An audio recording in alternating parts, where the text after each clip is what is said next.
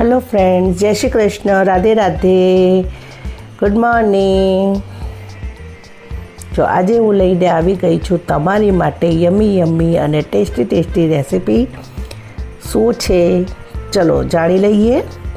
તો સૌપ્રથમ મેં અહીંયા કુકરમાં બટાકા બાફવા મૂકી દીધા છે અને લઈ લીધા છે પૌવાને હવે આપણે તપેલીમાં ટ્રાન્સફર કરીને સારી રીતે ધોઈ લઈશું।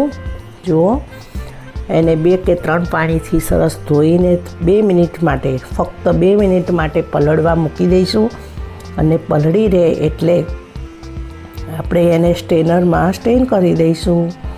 જો આ રીતે મસળીને ધોઈ નાખવાના છે એટલે પૌવા એકદમ કૂણા થઈ જશે, પોચા પડી જશે।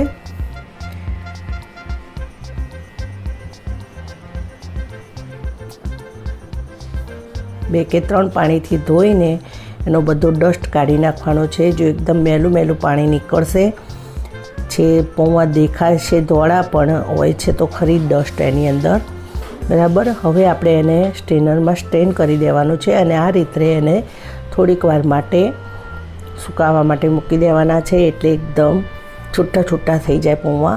જો પૌવા બનાવવા માટે મેં બધી વસ્તુ લઈ લીધી છે, પૌવા, બટાકા, તલ, દળેલી ખાંડ, મરચાં, સિંગદાણા બધું જ લઈ લીધું છે અને હવે વઘારવા માટેની તૈયારી કરી લીધી છે મેં।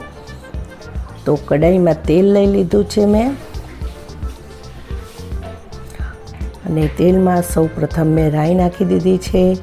રાઈ ફૂટી રહે એટલે આપણે નાખીશું જીરું,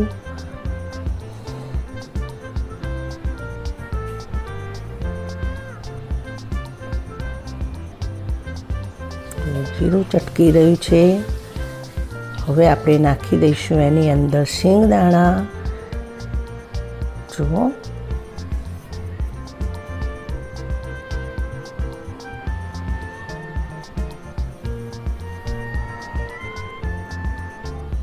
રાઈ અને જીરાની પછી તરત જ સિંગદાણા નાખવાનું કારણ એ જ છે કે જો બીજા બધા મસાલા આપણે પહેલાં નાખી દઈએ તો એ દાજી જાય છે અને સિંગદાણા નાખીએ તો સિંગદાણા સરસ શેકાઈ જાય છે અને પછી આપણે બધા મસાલા એડ કરીશું તો મસાલા દાટશે નહીં અને સિંગદાણા જો એની સાથે થોડા વધારે શેકાશે તો એ ક્રિસ્પી થશે પણ દાટશે નહીં, બરાબર છે।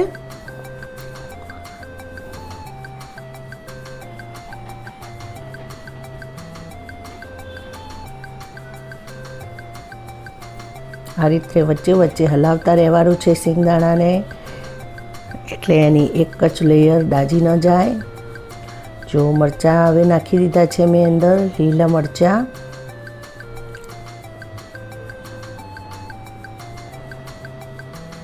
મરચાંને પણ આપણે સિંગદાણાની સાથે જ આ રીતે બરાબર સાતળી લઈશું।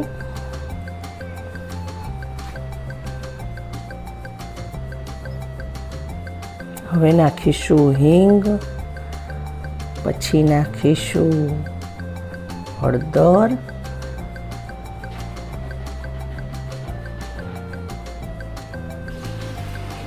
સ્વાદ પ્રમાણે મીઠું। હવે બધું સરસ રીતે મિક્સ કરી દઈશું આપણે। હવે મેં તલ લઈ લીધા છે, તલને તેલમાં જ નાખી દેવાના છે આ રીતે એટલે તલ પણ સરસ રીતે ફ્રાય થઈ જાય અને ક્રન્ચી થઈ જાય।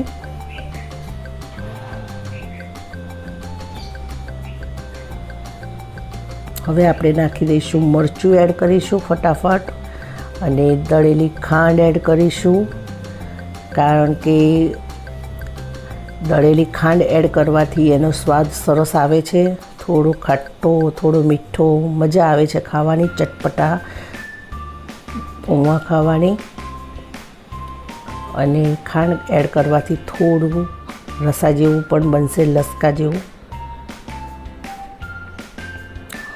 હવે આપણે એની અંદર બટાકા એડ કરી દઈશું।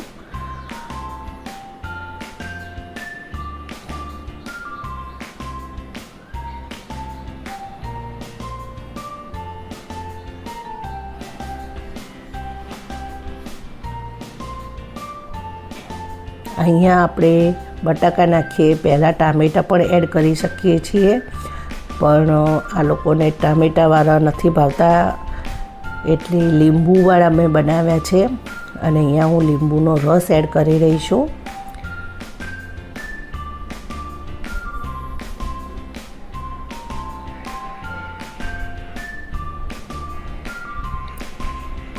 જો આપણા પૌવા એકદમ છૂટા છૂટા થઈ ગયા છે. હવે આપણે પૌવા એડ કરી દઈશું સરસ રીતે.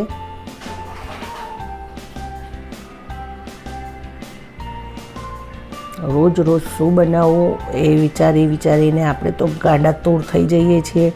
એટલે કંઈક અલગ અલગ બનાવવા માટેની આપણે રેસીપીઓ વિચારતા હોઈએ છીએ. તો એમાંની આ એક રેસીપી છે પૌવા બટાકા. તો તમે પણ ફટાફટ બનાવી લો, ખાઈ લો અને એન્જોય કરી લો.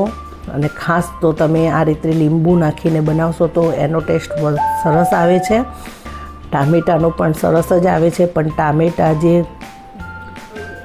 થઈ જાય છે લૂંદા જેવા એટલે બાળકોને નથી ભાવતા. એટલે એ લોકોએ મને ના જ પાડી હતી કે મમ્મી ટામેટાવાળા ના બનાવતી, મમ્મી લીંબુવાળા બનાવજે. એટલે મેં લીંબુવાળા બનાવ્યા છે. અને આપણા પૌવા બટાકા રેડી થઈ ગયા છે. તો હવે એની ઉપર આપણે ડુંગળી અને સેવ નાખીને સર્વ કરીશું. તો ખાવાની મજા આવી જશે છોકરાઓને. બરાબર છે. તમે પણ આ રીતે બનાવો, ખાઓ અને એન્જોય કરો. અને વિડીયો ગમ્યો હોય તો લાઈક, શેર, સબસ્ક્રાઈબ કરજો. આવજો. જય શ્રી કૃષ્ણ.